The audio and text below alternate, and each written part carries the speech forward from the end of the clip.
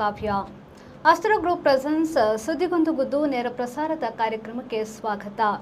Powered by Mukund MGM reality, ಸಾಪ್ರಾಯೋಜಕರಾಗಿ BDJ enterprises, master ಪ್ಲಾನರಿ groups. ನಮ್ಮ ಜೊತೆಗೆ ಹಿರಿಯ ಪತ್ರಕರ್ತರಾದ ಮೋಹನ್ ಬೋಳಂಗಡಿಯವರಿದ್ದಾರೆ. ಅವರನ್ನ ಕಾರ್ಯಕ್ರಮಕ್ಕೆ ಆತ್ಮೀಯವಾಗಿ ಸ್ವಾಗತಿಸುವ. ನಮಸ್ತೆ ಸರ್. ರೌಡಿ ಇವತ್ತಿನ ಸುದ್ದಿಗೊಂದು ಗುದ್ದು ವಿಷಯದಲ್ಲಿ ಮಂಗಳೂರು ಜೈಲಿನಲ್ಲಿ ಗುದ್ದಾಟ ಏನು, ಏಕೆ, ಎತ್ತ ಈ ಬಗ್ಗೆ ಒಂದು ವರದಿ ಇದೆ, ನೋಡ್ಕೊಂಡು ಬರೋಣ. ರೌಡಿ ಶೀಟರ್ ಸುಹಾಸ್ ಶೆಟ್ಟಿ ಹತ್ಯೆ ಪ್ರಕರಣದ ಆರೋಪಿ ನೌಶಾದ್ ಎಂಬಾತನಿಗೆ ನಗರದ ಜೈಲಿನಲ್ಲಿ ಹಲ್ಲೆಗೆ ಯತ್ನಿಸಿದ ಘಟನೆ ನಡೆದಿದೆ. ಆರೋಪಿ ನೌಶಾದ್ ಯಾನೆ ವಾಮಂಜೂರು ನೌಶಾದ್ ಯಾನೆ ಚೊಟ್ಟಿ ನೌಶಾದ್ನನ್ನ ಮಂಗಳೂರು ಜೈಲಿನಿಂದ ಮೈಸೂರು ಜೈಲಿಗೆ ಸ್ಥಳಾಂತರಿಸುವ ವೇಳೆ ಇತರೆ ಕೆಲವು ಕೈದಿಗಳು ಕಲ್ಲು ಮತ್ತಿತರ ವಸ್ತುಗಳನ್ನು ಎಸೆದು ಹಲ್ಲೆಗೆ ಯತ್ನಿಸಿದ್ದಾರೆ ಎಂದು ತಿಳಿದು ಬಂದಿದೆ. ತಕ್ಷಣ ಜೈಲಿನ ಸಿಬ್ಬಂದಿಗಳು ಹಲ್ಲೆಯನ್ನ ತಡೆದಿದ್ದಾರೆ ಎಂದು ಮೂಲಗಳು ತಿಳಿಸಿವೆ. ಈತ ಸುಹಾಸ್ ಶೆಟ್ಟಿ ಕೊಲೆ ಪ್ರಕರಣದ ಆರೋಪಿಗಳಿಗೆ ಸಹಕರಿಸಿದ್ದ ಎಂದು ಪೊಲೀಸರು ತಿಳಿಸಿದ್ದಾರೆ. ನೌಶಾದ್ನ ಪೊಲೀಸ್ ಕಸ್ಟಡಿಯು ಅಂತ್ಯವಾಗಿತ್ತು. ಹಾಗಾಗಿ ನ್ಯಾಯಾಲಯಕ್ಕೆ ಹಾಜರುಪಡಿಸಿದ್ದ ಪೊಲೀಸರು ಮೈಸೂರು ಜೈಲಿಗೆ ಸ್ಥಳಾಂತರಿಸುವ ವೇಳೆ ಈ ಘಟನೆ ನಡೆದಿದೆ ಎಂದು ತಿಳಿದು ಬಂದಿದೆ.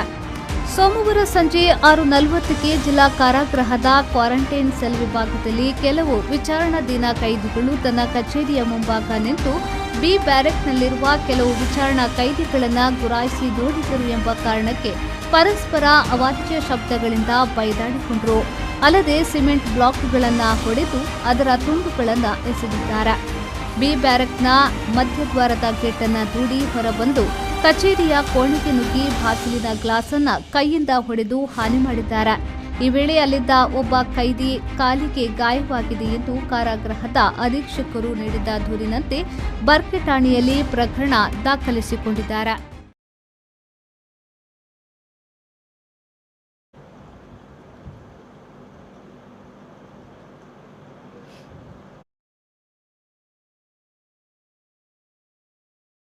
ಜೈಲುಗಳು ಕೈದಿಗಳ ಮನಪರಿವರ್ತನೆ ಆಗಬೇಕೆಂಬ ಮಾತಿದೆ. ಆದರೆ ಜೈಲಿನಲ್ಲಿ ಹೊಡೆದಾಟ, ಹಲ್ಲೆ, ದಾಳಿಯಂತಹ ಘಟನೆಗಳು ಪದೇ ಪದೇ ಆಗ್ತಾ ಇದೆ ಸರ್. ಈ ಬಗ್ಗೆ ಏನು ಅಂದರೆ ಮಂಗಳೂರಿನ ಜೈಲಿನಲ್ಲಿ ಭದ್ರತೆಯ ವೈಫಲ್ಯವೇದಕ್ಕೆ ಕಾರಣನ ಅಂತ ನೋಡಿ. ಮಂಗಳೂರು ಜೈಲು ಅಂತ ಹೇಳಿದರೆ ಇಡೀ ರಾಜ್ಯದ ಜೈಲುಗಳ ಪೈಕಿ ಅತ್ಯಂತ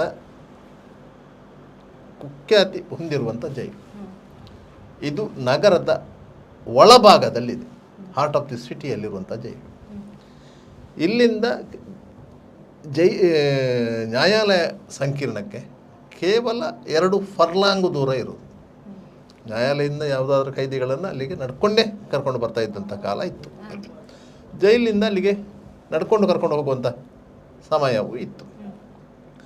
ಆದರೆ ಬರಬರುತ್ತಾ ಜೈಲು ಕುಖ್ಯಾತಿ ಪಡೆಯುತ್ತಾ ಬಂದಂತೆ ಆ ವ್ಯವಸ್ಥೆಗಳು ಬದಲಾವಣೆ ಆಯಿತು.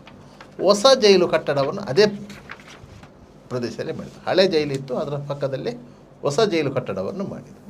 ಈ ಹೊಸ ಜೈಲು ಕಟ್ಟಡ ಆದ ಮೇಲೂ ಸಹ ಹಳೆ ಜೈಲಲ್ಲಿ ಗಲಾಟೆ ಆಗಿದೆ, ಡಬಲ್ ಮರ್ಡರ್ ಆಗಿದೆ ಹಳೆ ಜೈಲಲ್ಲಿ. ಹೊಸ ಜೈಲಿನಲ್ಲೂ ಗಲಾಟೆಗಳು ಆಗಿದೆ. ಅಲ್ಲಿನ ಗಲಾಟೆಗಳು ಹೊರ ಪ್ರಪಂಚಕ್ಕೆ ಗೊತ್ತಾಗೋದು ಕೇವಲ 10% ಮಾತ್ರ. 90% ಗೊತ್ತೇ ಆಗೋದಿಲ್ಲ. ಅದನ್ನು ಜೈಲಿನ ಸಿಬ್ಬಂದಿಗಳು ಅದನ್ನು ಅಲ್ಲಿಂದ ಅಲ್ಲಿಗೆ ಮುಚ್ಚಿ ಹಾಕ್ತಾರೆ. ಯಾಕಂತ ಹೇಳಿದರೆ ಅದು ಹೊರ ಜಗತ್ತಿಗೆ ಗೊತ್ತಾದರೆ ಅವರ ಉದ್ಯೋಗಕ್ಕೆ ಕುತ್ತು ಬರ್ತದೆ ಎನ್ನುವ ಕಾರಣಕ್ಕಾಗಿ ಮಾಡ್ತಾರೆ. ಈ ಸಾಮಾನ್ಯವಾಗಿ ಎಲ್ಲ ಜೈಲುಗಳಲ್ಲೂ ಭದ್ರತಾ ವ್ಯವಸ್ಥೆಗಳಿರ್ತದೆ. ನಿಗದಿತ ಸಂಖ್ಯೆಯಿಂದ ಜಾಸ್ತಿ ಸಂಖ್ಯೆಯಲ್ಲಿ ಕೈದಿಗಳನ್ನು ತುಂಬಿಸಬೇಕಾದಂಥ ಅನಿವಾರ್ಯತೆ ಈ ಜೈಲಲ್ಲಿದೆ. ಸುಮಾರು 100ಕ್ಕೂ ಹೆಚ್ಚು ಮಂದಿ ಕೈದಿಗಳು ನಿಗದಿತ ಸಂಖ್ಯೆಗಿಂತ ಜಾಸ್ತಿ ಜನ ಇದ್ದಾರೆ. ನಿತ್ಯ ಎಂಟ್ರಿ ಬರುತ್ತೆ, ನಿತ್ಯ ರಿಲೀಸು ಆಗುತ್ತೆ. ಅಂದರೆ ದಕ್ಷಿಣ ಕನ್ನಡ ಜಿಲ್ಲೆಗೆ ವ್ಯಾಪ್ತಿಗೆ ಹೋಲಿಸಿದರೆ ಈ ಜೈಲಿನಲ್ಲಿ ನಿಗದಿತ ಸಂಖ್ಯೆಯಿಂದ ಜಾಸ್ತಿ. ಅಂದ್ರೆ ಏನು, ಸ್ಥಳಾವಕಾಶದ ಕೊರತೆ ಕಡಿಮೆ ಇದೆ ಅಂತ ಕೂಡ ಹೇಳ್ತಿದ್ದಾರೆ. ನಿಗದಿತ ಸಂಖ್ಯೆಗಿಂತ ಜಾಸ್ತಿ ಜನ ಇದ್ದಾರೆ ಅಂತಂದರೆ ಸ್ಥಳಾವಕಾಶದ ಕೊರತೆ ಇದ್ದೇ ಇರ್ತದೆ. ಒಂದೊಂದು ಬ್ಯಾರಕ್ನಲ್ಲಿ 10 ಮಂದಿಯನ್ನು ಹಾಕುವಲ್ಲಿ 30 ಮಂದಿಯನ್ನು ಹಾಕ್ತಾರೆ, 20 ಮಂದಿಯನ್ನು ಹಾಕುವಲ್ಲಿ 40 ಮಂದಿಯನ್ನು ಹಾಕ್ತಾರೆ. ಸಿಂಗಲ್ ಸೆಲ್ಗಳಿವೆ, ಈ ರೀತಿಯ ವ್ಯವಸ್ಥೆಗಳಿವೆ. ಆದರೆ ಕೈದಿಗಳಿಗೆ ಅನಿವಾರ್ಯ ಅಲ್ಲಿ ವ್ಯವಸ್ಥೆಯನ್ನು ನೋಡಿಕೊಂಡೇ ಅವರು ಅಲ್ಲಿ ಜೀವನ ಕಳಿಬೇಕು. ಯಾಕಂತ ಹೇಳಿದರೆ ಅವರು ಯಾರು ದೇಶ ಉದ್ಧಾರಕ್ಕಾಗಿ ಹೋರಾಟ ಮಾಡಿ ಏನಾದರೂ ಮಾಡಿ ಅಲ್ಲಿಗೆ ಬಂದವರಲ್ಲ. ಎಲ್ಲರೂ ಬಂದಿರುವುದು ಕ್ರಿಮಿನಲ್ ಕೃತ್ಯ ಮಾಡಿ ಅಪರಾಧಿಕ ಮನೋಭಾವನೆ ಉಳ್ಳವರೇ ಅಲ್ಲಿಗೆ ಬರುವವರು. ಅದರಿಂದಾಗಿ ಅಲ್ಲಿ ಅವರಿಗೊಬ್ಬರಿಗೆ ಎ ದರ್ಜೆಯ ಟ್ರೀಟ್ಮೆಂಟು, ಮತ್ತೊಬ್ಬರಿಗೆ ಬಿ ದರ್ಜೆಯ ಟ್ರೀಟ್ಮೆಂಟು, ಮತ್ತೊಬ್ಬರಿಗೆ ಸಿ ದರ್ಜೆಯ ಟ್ರೀಟ್ಮೆಂಟ್ ಅಂತ ಇಲ್ಲ. ಎಲ್ಲರಿಗೂ ಒಂದೇ ರೀತಿಯ ಟ್ರೀಟ್ಮೆಂಟು. ಆದರೆ ವ್ಯವಸ್ಥೆಗಳು ಏನಾಗಿದೆ ಅಂತ ಹೇಳಿದರೆ, ಯಾರಾದರೂ ತಾಕತ್ತಿದ್ದವ, ಹಣಬಲದಲ್ಲಿರ್ಬೋದು, ಪ್ರಭಾವದಲ್ಲಿರ್ಬೋದು, ಅಂಥದ್ರಲ್ಲಿ ತಾಕತ್ತಿದ್ದಂತಹ ಕೈದಿ ಜೈಲಿನ ಒಳಗೆ ಬಂದರೆ ಜೈಲಿನ ಸಿಬ್ಬಂದಿಗಳಿಗೂ ಹಬ್ಬ, ಜೈಲಿನ ಒಳಗಿರುವಂಥ ಕೈದಿಗಳಿಗೂ ಹಬ್ಬ. ಅದು ಇದ್ದದ್ದೇ, ಇಲ್ಲ ಅಂತ ಏನಿಲ್ಲ. ಹೊರಗಿಂದ ಫುಡ್ಡು ಸಪ್ಲೈ ಮಾಡುವಂಥದ್ದು ಎಲ್ಲವೂ ಇದೆ. ಆದರೆ ಆ ತಾರತಮ್ಯ ವಿಚಾರದಲ್ಲಿಯೇ ಜೈಲಿನ ಒಳಗೆ ಗಲಾಟೆಗಳು ಆಗ್ತಾ ಇರೋದು. ಕೆಲವರಿಗೆ ಜೈಲಿನ ಸಿಬ್ಬಂದಿಗಳು ಒಳ್ಳೆಯ ಉತ್ತಮ ದರ್ಜೆಯ ವ್ಯವಸ್ಥೆ ಮಾಡ್ತಾರೆ, ಮಿಕ್ಕ ಕೈದಿಗಳಿಗೆ ಮೂರನೇ ದರ್ಜೆಯ ವ್ಯವಸ್ಥೆಯನ್ನು ಅಳವಡಿಸ್ತಾರೆ ಎನ್ನುವ ಕಾರಣಕ್ಕಾಗಿ ಕೈದಿಗಳ ಮಧ್ಯೆ ಒಂದು ರೀತಿಯ ಅಪನಂಬಿಕೆಗಳು ಮತ್ತು ಸಂಘರ್ಷಗಳು ಈ ಜೈಲಿನಲ್ಲಿ ಈ ಹಿಂದೆ ಡಬಲ್ ಮರ್ಡರ್ ಆಗಿದೆ. ಮಾಡೂರು ಯೂಸುಫ್ ಮತ್ತು ಗಣೇಶ್ ಶೆಟ್ಟಿ ಅಂತೇಳಿ ಇಬ್ಬರು ಕೈದಿಗಳನ್ನು ಇಲ್ಲಿ ಕೇವಲ ಕಲ್ಲು, ಸಲಾಕೆ ಇಂತಹ ಜೈಲಿನ ಒಳಗೆ ಸಿಗುವಂಥ ಸ್ವತ್ತುಗಳಿಂದಲೇ ಹೊಡೆದುಕೊಂಡಿರೋದು, ಆಯುಧಗಳಿಂದಲೇ. ಆದ್ದರಿಂದಾಗಿ ಆ ಸಂದರ್ಭದಲ್ಲಿ ಜೈಲಿನ ವ್ಯವಸ್ಥೆಗಳು ಬದಲಾವಣೆ ಆಯಿತು ಅಂತ ಹೇಳ್ತೀವಿ. ಅದು ರಾಜ್ಯಾದ್ಯಂತ ಬದಲಾವಣೆ ಆಯಿತು. ಯಾಕಂತ ಹೇಳಿದರೆ ಭದ್ರತಾ ವ್ಯವಸ್ಥೆಯನ್ನು ಅಮೂಲಾಗ್ರವಾಗಿ ಬದಲಾವಣೆ ಮಾಡಲಾಯಿತು. ಜೈಲ್ ಎಂಟ್ರಿ, ಅದರ ನಂತರದ ವಿಚಾರಗಳಲ್ಲಿ ಎಲ್ಲ ಸ್ಟ್ರಿಕ್ಟ್ ಬಂತು. ಆ ಕಟ್ಟುಪಾಡು ಬಂದ ಕೂಡಲೇ ಏನಾಯಿತು ಅಂತ ಹೇಳಿದರೆ, ಜನರಿಗೆ ನಿರಂತರವಾಗಿ ಹೋಗಿ ಕೈದಿಗಳ ಮಾತಾಡಲಿಕ್ಕೆ ಅವಕಾಶಗಳು ಕಡಿಮೆ ಆಗ್ತವೆ. ಸಾಮಾನ್ಯವಾಗಿ ಒಬ್ಬ ಕೈದಿ ಜೈಲಿನ ಒಳಗೆ ಹೋದರೆ ಯಾವತ್ತವ ಎಂಟ್ರಿ ಆದನ ಆ ಸಂದರ್ಭದಲ್ಲಿ ಅವನ ಮನೆಯವರು ಹೋಗಿ ಅವನಿಗೆ ಡ್ರೆಸ್ಸು ಅಂಥ ವಸ್ತುಗಳನ್ನು ಕೊಡುವ ಪರಿಪಾಠ ಇದೆ. ಊಟ ಕೊಡುವ ಪರಿಪಾಠ ಯಾವ ಜೈಲಲ್ಲೂ ಇಲ್ಲ. ಅದು ದಕ್ಷಿಣ ಕನ್ನಡ ಜಿಲ್ಲೆಯ ಈ ಜೈಲು ಮತ್ತು ಇತರ ಜೈಲುಗಳಲ್ಲಿ ಅದನ್ನು ಅಳವಡಿಸಿಕೊಂಡಿರುವುದು. ಜೈಲ್ ಮ್ಯಾನ್ಯುವಲಲ್ಲಿ ಊಟ ಕೊಡಲಿಕ್ಕೆ ಇಲ್ಲ. ಏನು ಜೈಲಿನ ಒಳಗೆ ಅವರು ಆಹಾರ ತಯಾರಿಸ್ತಾರೆ, ಅದೇ ಆಹಾರ ಕೊಡಬೇಕು. ಹೊರಗಿಂದ ನೀವು ಕೊಡೋದು ಏನಂತ ಹೇಳಿದರೆ ಈ ಬೇಕರಿ ಐಟಮ್ಸು, ಫ್ರೂಟ್ಸು ಇಂಥದ್ದನ್ನು ಕೊಡ್ಬೋದು. ಬಟ್ಟೆ ಬರೆ ಕೊಡ್ಬೋದು. ಯಾಕಂತ ಹೇಳಿದರೆ ಇವರೆಲ್ಲರೂ ವಿಚಾರಣಾಧೀನ ಕೈದಿಗಳು. ಇವರು ಯಾರು ಶಿಕ್ಷೆಗೊಳಪಟ್ಟ ಕೈದಿಗಳು ಅಲ್ಲ. ಇದು ಸಬ್ ಜೈಲ್. ಇಲ್ಲಿ ಶಿಕ್ಷೆಗೊಳಪಟ್ಟ ಕೈದಿಗಳನ್ನು ಇರಿಸಿಕೊಳ್ಳುವಂತಿಲ್ಲ. 3 ತಿಂಗಳಿಗಿಂತ ಜಾಸ್ತಿ ಶಿಕ್ಷೆಗೆ ಗುರಿಯಾದರೆ ಅಂತಹ ಕೈದಿಯನ್ನು ನೇರವಾಗಿ ಸೆಂಟ್ರಲ್ ಜೈಲಿಗೆ ಶಿಫ್ಟ್ ಮಾಡಬೇಕು. ಆದರೆ ಇಲ್ಲಿ ವಿಚಾರಣಾಧೀನ ಕೈದಿಗಳಿಗೆ ಮಧ್ಯೆ ಹೊಡೆದಾಟಗಳಾಗ್ಬೋದು. ಇಲ್ಲಿ ಸಮಸ್ಯೆ ಏನಂತ ಹೇಳಿದರೆ, ಇಲ್ಲಿ ಸುರಿಗೆ ಪೆಟ್ಟು ತಿನ್ನುವುದು ಕೈದಿಗಳು ಯಾವ ಸಂದರ್ಭದಲ್ಲಿ ಅಂದರೆ ಅವ ಜೈಲಿಗೆ ಎಂಟ್ರಿ ಆದಂಥ ಸಂದರ್ಭದಲ್ಲಿ. ಸಾಮಾನ್ಯವಾಗಿ ನಿಮಗೆ ಜೈಲಿಗೆ ಎಂಟ್ರಿ ಆಗುವ ಟೈಮೇ ರಾತ್ರಿ ಸಾಧಾರಣ 6 ಗಂಟೆಯ ನಂತರ. ಈ 6 ಗಂಟೆಯ ನಂತರ ಅಂತ ಹೇಳಿದರೆ ನಿಮಗೆ ಸುಳ್ಯದಿಂದಲೋ ಬೆಳ್ತಂಗಡಿಯಿಂದಲೋ ಬೇರೆ ಬೇರೆ ಕಡೆಗಳಿಂದ ಕೋರ್ಟಿಗೆ ಹಾಜರುಪಡಿಸಿ 3 ಗಂಟೆ ನಂತರ ಮಾಮೂಲಿಯಾಗಿ ಪೊಲೀಸರು ಕೋರ್ಟಿಗೆ ಹಾಜರುಪಡಿಸುವುದು ಆರೋಪಿಗಳನ್ನು. ಆ ಸಂದರ್ಭದಲ್ಲಿ ಅಲ್ಲಿನ ಪ್ರಕ್ರಿಯೆ ಮುಗಿದಾಗ ಒಂದು 5 ಗಂಟೆ ಕಳೀತದೆ. ಅಲ್ಲಿಂದ ಮಂಗಳೂರಿಗೆ ಬರುವಾಗ 6, 6:30, 7 ಗಂಟೆ ಆಗ್ತದೆ. ಅಷ್ಟೊತ್ತಿಗೆ ಕೈದಿಗಳಿಗೆ ರಾತ್ರಿ ಊಟ ಕೊಟ್ಟಾಗಿರ್ತದೆ. ಅಲ್ಲಿ ಇರುವಂಥ ಕೈದಿಗಳಿಗೆ ರಾತ್ರಿ ಊಟ ಕೊಟ್ಟಾಗಿರ್ತದೆ. ಆದ್ದರಿಂದ ಪೊಲೀಸರು ಬೆಂಗಾವಲು ಪೊಲೀಸರು ಏನು ಮಾಡ್ತಾರೆ ಅಂತ ಹೇಳಿದರೆ, ಬರುವಾಗಲೇ ಯಾವುದಾದ್ರೂ ಹೋಟ್ಲಲ್ಲಿ ಊಟ ಮಾಡಿಸಿಯೇ ಕರ್ಕೊಂಡು ಬರ್ತಾರೆ, ಒಳಗೆ ಬಿಡ್ತಾರೆ. ಹಾಗೆ ಒಳಗೆ ಬಿಟ್ಟ ಕೈದಿಗಳನ್ನು ನೇರವಾಗಿ ಕಳಿಸೋದು ಎಂಟ್ರಿ ರೂಮಿಗೆ. ಅಷ್ಟೊತ್ತಿಗೆ ಎಲ್ಲ ಬ್ಯಾರಕ್ಗಳು ಕ್ಲೋಸ್ ಆಗಿರ್ತದೆ.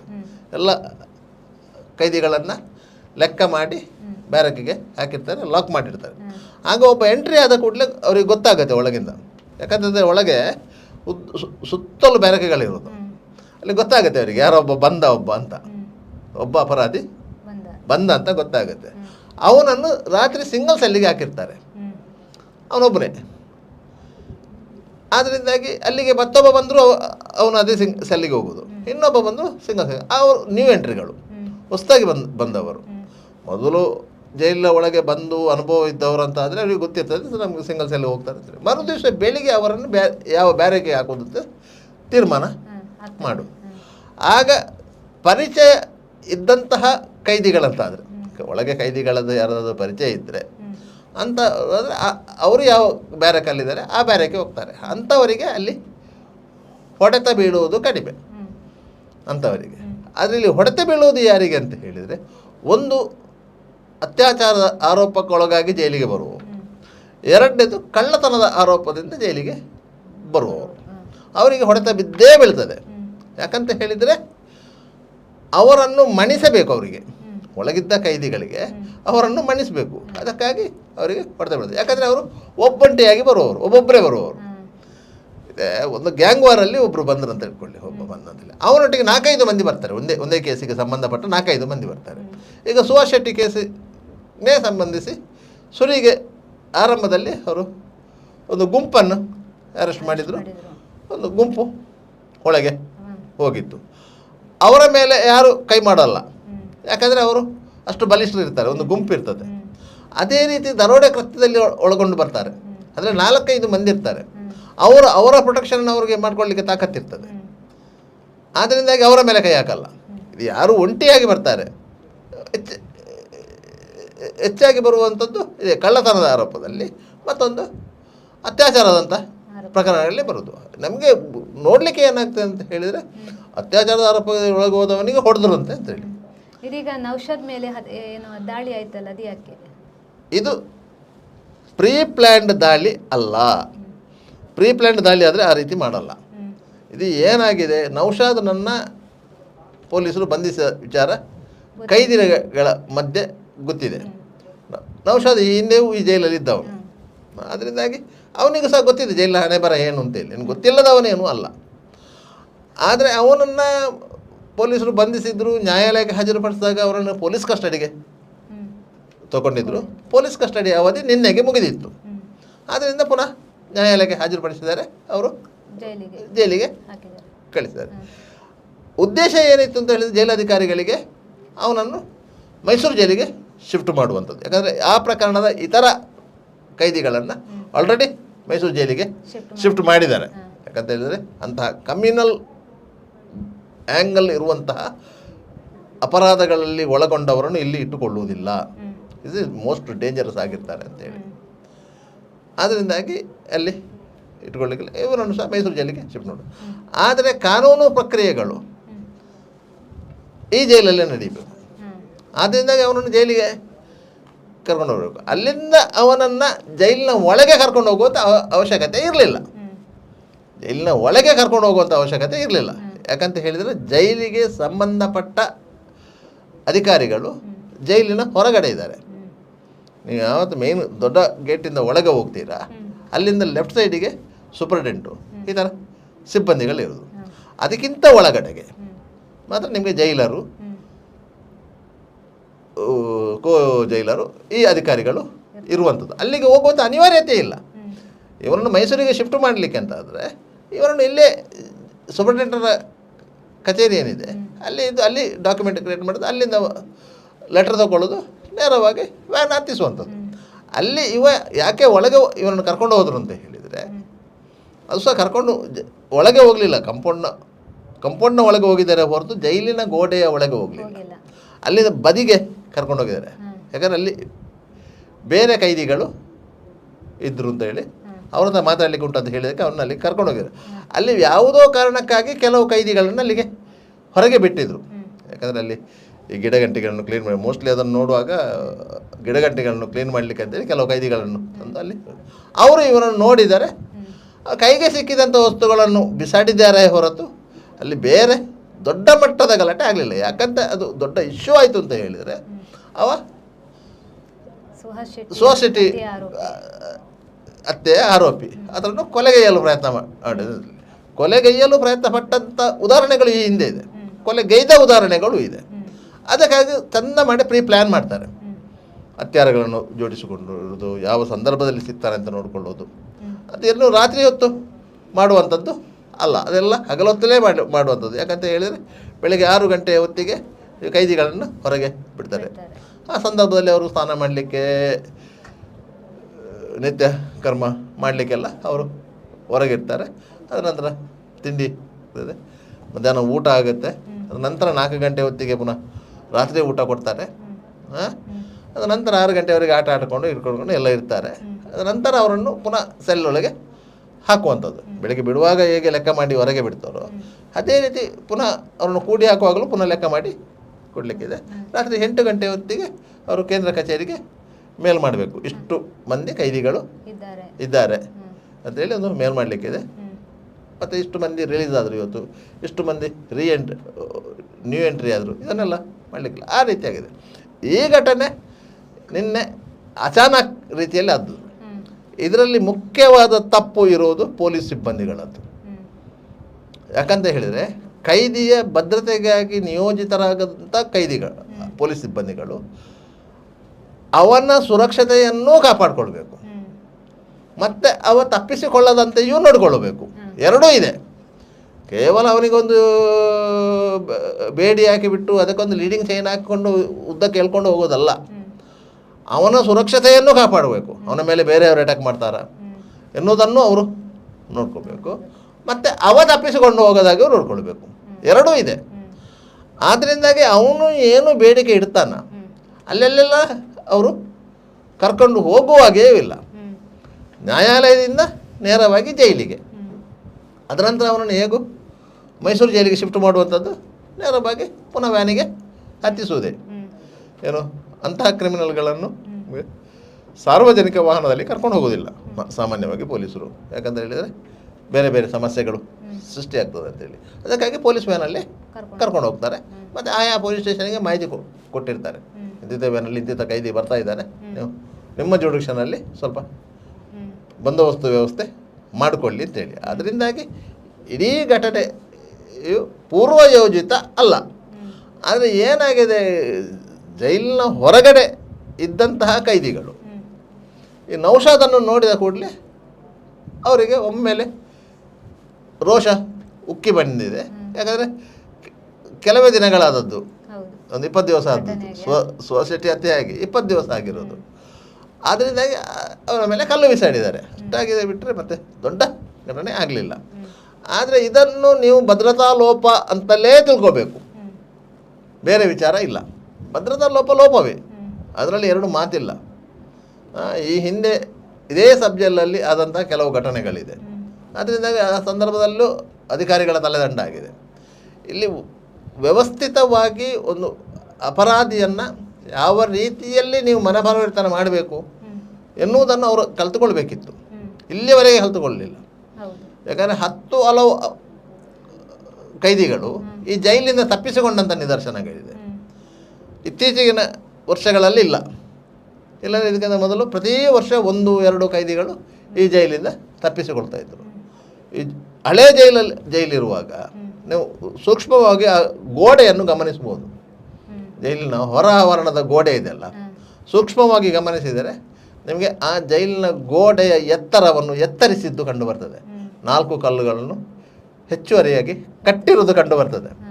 ಯಾಕಂದರೆ 50ರ ದಶಕದಲ್ಲಿ ಆ ಜೈಲಲ್ಲಿ ವಿಚಾರಣಾಧೀನ ಕೈದಿಯಾಗಿದ್ದಂತಹ ಪೆರಿಸ್ ಅಂತ ಹೇಳಿ ಇಂಟರ್ನ್ಯಾಷನಲ್ ಲೆವೆಲ್ಲ ಕಳ್ಳ ಆ ಗೋಡೆ ಹಾರಿ ತಪ್ಪಿಸಿಕೊಂಡಿದ್ದ ಅಂತೇಳಿ. ಅವನಿಗೆ ಮಂಗಳೂರಿನ 2 ಉದ್ಯಮಿಗಳು ಸಪೋರ್ಟ್ ಮಾಡಿದಾರಂತೂ ಇತ್ತು, ಅದು ಬೇರೆ ಪ್ರಶ್ನೆ. ಅವನನ್ನು ಕೊಲೆ ಪ್ರಕರಣಕ್ಕೆ ಆ ಜೈಲಲ್ಲಿ ಇಡಲಾಗಿತ್ತು.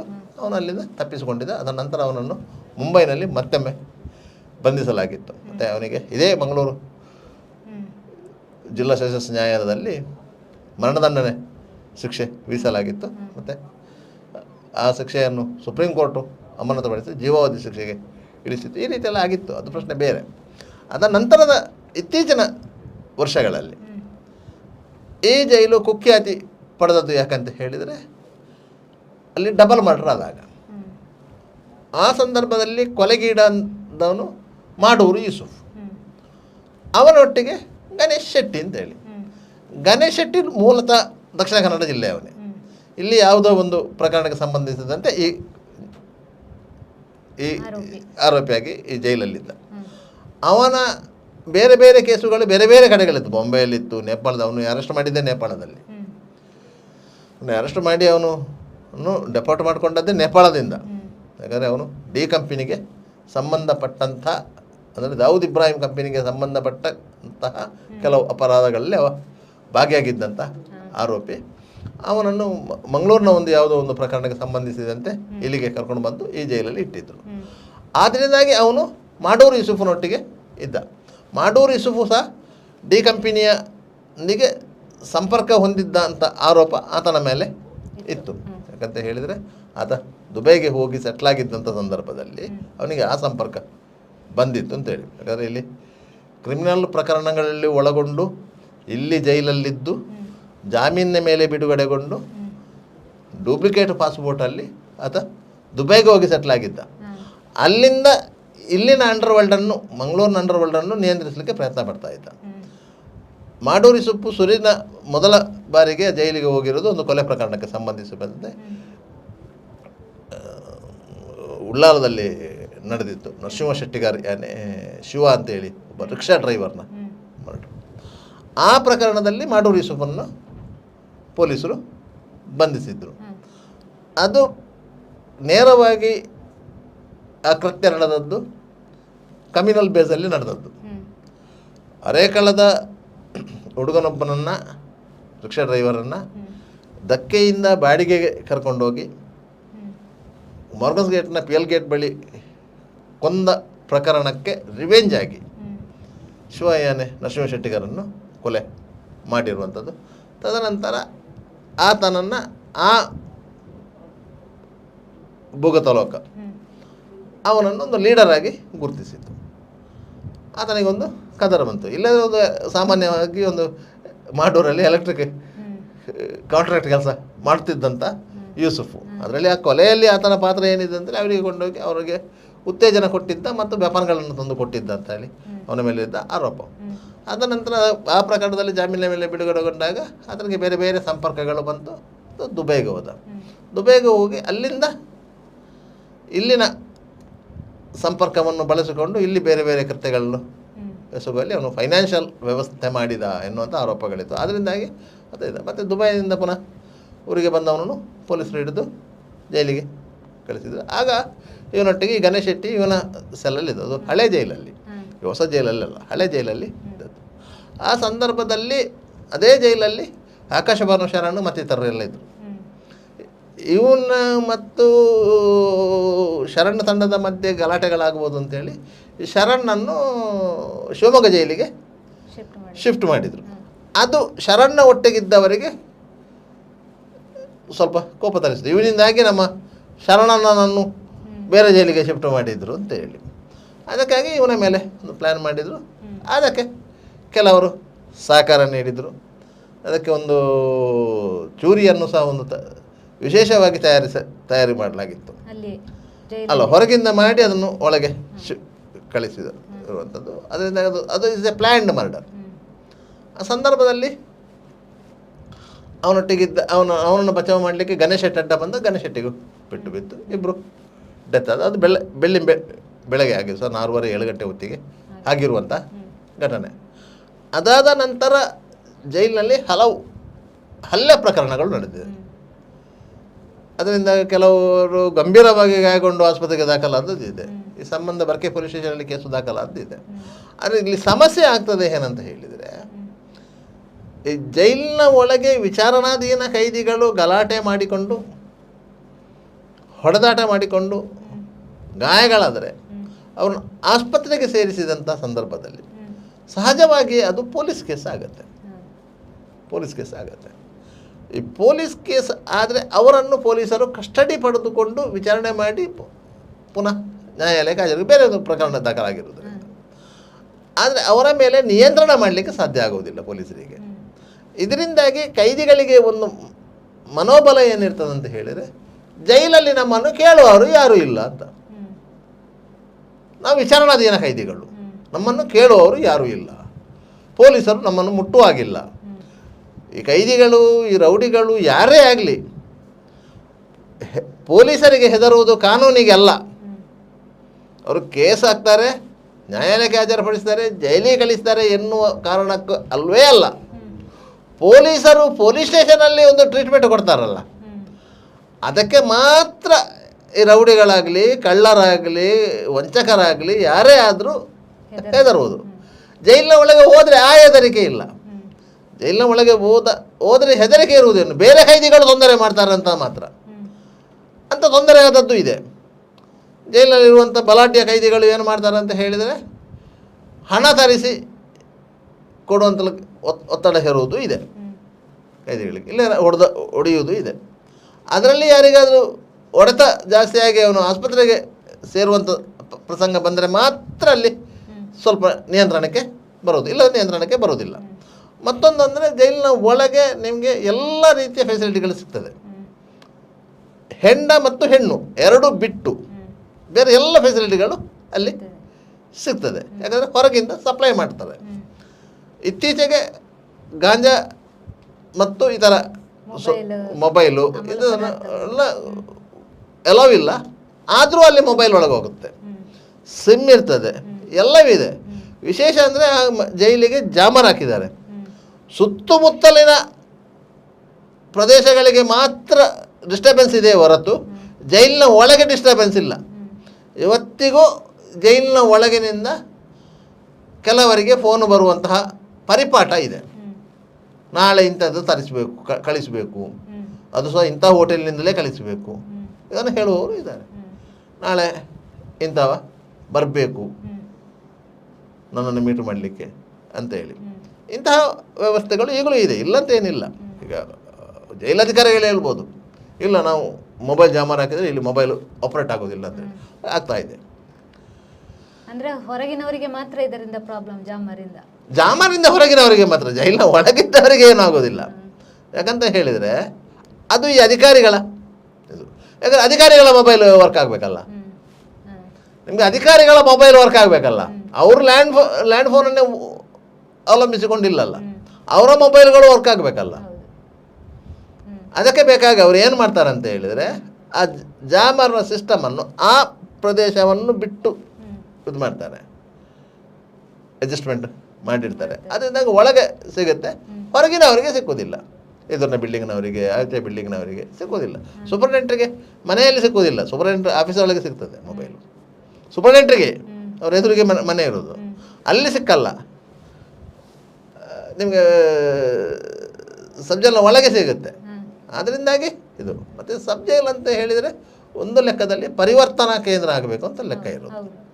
ಇವನ್ ಅದು ಎಲ್ಲಿದೆ ಅಂತೇಳಿ ಸಬ್ ಜೈಲ್ನಲ್ಲಿ ಆ ವ್ಯವಸ್ಥೆಗಳಿಲ್ಲ ಪರಿವರ್ತನೆ ಮಾಡುವಂಥದ್ದು. ಕೆಲವೊಂದು ಎನ್ ಜಿ ಒಗಳು ಎಲ್ಲ ಜೈಲೊಳಗೆ ಬಂದು ಅವರಿಗೆ ಬೇರೆ ಬೇರೆ ರೀತಿಯಲ್ಲಿ ಆ್ಯಕ್ಟಿವಿಟೀಸ್ ಮಾಡಿಸೋದು ಎಲ್ಲವೂ ಇದೆ, ಇಲ್ಲಂತ ಏನಿಲ್ಲ. ಆದರೆ ಸೆಂಟ್ರಲ್ ಜೈಲುಗಳಲ್ಲಿ, ಯಾಕಂದರೆ ಅಲ್ಲಿ ಶಿಕ್ಷೆಗಳು ಪಟ್ಟಂಥ ಕೈದಿಗಳಿರೋದು, ಅಂಥಲ್ಲಿ ಅಂಥ ವ್ಯವಸ್ಥೆಗಳಿಲ್ಲ. ಅವರಿಗೆ ಕೆಲಸ ಕೊಡುವಂಥದ್ದು, ಅವರನ್ನು ಕೆಲಸ ಮಾಡಿಸುವಂಥದ್ದು, ಅವರಿಗೆ ಸಂಬಳ ಕೊಡುವಂಥದ್ದು. ನಿಮಗೇನು ಕಡಿಮೆ ಏನಿಲ್ಲ ಒಬ್ಬ ಕೈದಿಗೆ ಸಂಬಳ ಅಲ್ಲಿ ಸೆಂಟ್ರಲ್ ಜೈಲಲ್ಲಿ. ಮೊದಲಾದರೆ 100 ಚಿಲ್ಲರೆ ರೂಪಾಯಿ ಇತ್ತು, ಈಗ 400 ಚಿಲ್ಲರೆ ರೂಪಾಯಿ ಆಗಿದೆ. ಹೊರಗೆ ಸಹ ಅಷ್ಟು ಸಂಬಳ ಸಿಕ್ಕುವುದಿಲ್ಲ, ಅಲ್ಲಿ ಊಟ ಕೊಟ್ಟು ಸಂಬಳ ಕೊಡ್ತಾರೆ. ಆ ರೀತಿಯಾಗಿ ಇದೆ. ಮತ್ತು ಅದೊಂದು ಅವರಿಗೆ ಒಂದು ಲಂಸಮ್ ಅಮೌಂಟ್ ಆಗುತ್ತೆ ಅವರು ರಿಲೀಸ್ ಆಗಿ ಬರುವಾಗ, ಅವರಿಗೆ ಮುಂದಿನ ಜೀವನಕ್ಕೆ ಒಂದು ದಾರಿ ಆಗುತ್ತೆ. ಕೆಲವು ವರ್ಷಗಳ ಹಿಂದೆ ವಾಮಂಜೂರಿನ 4 ಕೊಂದಂಥ ಪ್ರಕರಣದಲ್ಲಿ ಜೈಲಲ್ಲಿದ್ದಂಥ ಪ್ರವೀಣ್ ಜೈಲಿನಿಂದ ಹೊರಗೆ ಬಂದ ಮೇಲೆ ಜೈಲಿನ ಪಕ್ಕದಲ್ಲಿ ಒಂದು ಅಂಗಡಿಯನ್ನು ಬಾಡಿಗೆಗೆ ಪಡೆದು ಟೈಲರಿಂಗ್ ಶಾಪ್ ಇಟ್ಟುಕೊಂಡ. ಈಗಲೂ ಇದೆ, ಒಳ್ಳೆ ಬಿಸ್ನೆಸ್ ಇದೆ. ಅಂದರೆ ತಿಂಗಳಿಗೆ ಕಡಿಮೆ 60,000 ರಿಂದ 80,000 ದುಡಿತಾರಂತೆ. ಒಳ್ಳೆ ಟೈಲರು ಸಹ ಅವನು. ಕೊಲೆ ಮಾಡಿ ಜೈಲಿಗೆ ಹೋಗೋ ಮೊದಲು ಅವನು ಟೈಲರ್ ಆಗಿದ್ದ. ಈಗ ಸುಮಾರು 24 ವರ್ಷ ಜೈಲಲ್ಲಿದ್ದ ಅವನು. 24 ವರ್ಷ ಜೈಲಲ್ಲಿದ್ದ. ಶಿಕ್ಷೆ ಅನುಭವಿಸಿರುವ ಸಂದರ್ಭದಲ್ಲೂ ಅಲ್ಲಿ ಟೈಲರಿಂಗ್ ವ್ಯವಸ್ಥೆ ಇದರ ಬಗ್ಗೆ ಕೆಲಸ ಮಾಡ್ತಿದ್ದ. ಅವನಿಗೆ ಒಂದು ಲಂಸಮ್ ಅಮೌಂಟ್ ಬಂದಿತ್ತು, 8 ಲಕ್ಷ ರೂಪಾಯಿಯನ್ನು ಬಂದಿತ್ತು. ಅವನು ಜೈಲಿಂದ ರಿಲೀಸ್ ಆಗಿ ಹೊರಗೆ ಬರುವಾಗ ಅದರಿಂದ ಒಂದು ಸಪ್ರೇಟಾಗಿ ಅಂಗಡಿ ಮಾಡಿದ್ದಾನೆ. ಅದರಿಂದಾಗಿ ಅದರಲ್ಲಿ ಪರಿವರ್ತನೆ ಆಗದವರು ಯಾರಿಲ್ಲ, ಪರಿವರ್ತನೆ ಆದವರು ಇದ್ದಾರೆ. ಆದರೆ ಪುನಃ ಅದಕ್ಕೆ ಹೋಲವರೇ ಜಾಸ್ತಿ ಇರುವುದು. ಯಾಕಂತ ಹೇಳಿದರೆ ನಾವು ಯಾವತ್ತೂ ಹೇಳ್ತಾ ಇರ್ತೇವೆ, ಅದು ಒಂದು ಅಂದ್ರೆ ಇವಾಗ ಸಣ್ಣ ಪುಟ್ಟ ಏನೋ ತಪ್ಪು ಮಾಡಿ ಜೈಲಿಗೆ ಹೋಗಿರ್ತಾರೆ, ಅದೊಂದು ಪಾಠಶಾಲೆ. ಅಂದ್ರೆ ಆನಂತರ ಅವರು ದೊಡ್ಡ ದೊಡ್ಡ ಕ್ರಿಮಿನಲ್ ಆಕ್ಟಿವಿಟಿಯಲ್ಲೆಲ್ಲ ಪಾಲ್ಗೊಳ್ಳುತ್ತಾರೆ. ಅಲ್ಲಿ ಹೋದ್ರೆ ಅವರು ಯೂನಿವರ್ಸಿಟಿಗೆ ಹೋದಾಗೆ ಅಲ್ಲಿ ಡಬಲ್ ಕ್ರಿಮಿನಾಲಜಿ ಕಲ್ತವರೆಲ್ಲ ಇದ್ದಾರೆ.